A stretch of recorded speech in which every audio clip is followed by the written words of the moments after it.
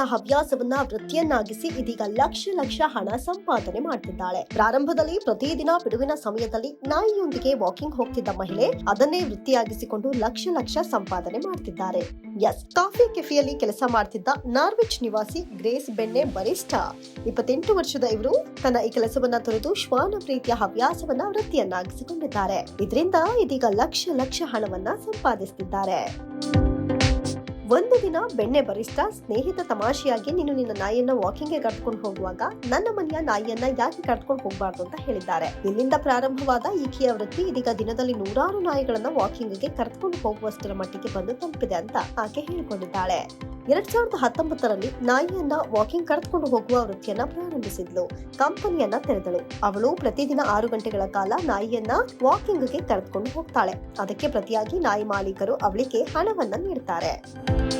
ಆರಂಭದಲ್ಲಿ ಕೇವಲ 2-4 ಗ್ರಾಹಕರನ್ನ ಹೊಂದಿದ್ದ ಈಕೆ ಈಗ 100 ಗ್ರಾಹಕರನ್ನ ಹೊಂದಿದ್ದಾಳೆ. ಇದರಿಂದಾಗಿ ಅವರು 42,000 ಪೌಂಡ್ ಗಳಿಸಿದ್ದಾರೆ. ಖರ್ಚು ತೆಗೆದ್ರೆ ಸುಮಾರು 30 ಲಕ್ಷ ರೂಪಾಯಿ ಸಂಪಾದಿಸುತ್ತಿದ್ದಾಳಂತೆ. ಲೈಕ್ ಮಾಡಿ, ಶೇರ್ ಮಾಡಿ, ಸಬ್ಸ್ಕ್ರೈಬ್ ಮಾಡಿ. ನೋಡ್ತಾ ಇರಿ ರಿಯಲ್ ಬೆಂಗಳೂರು.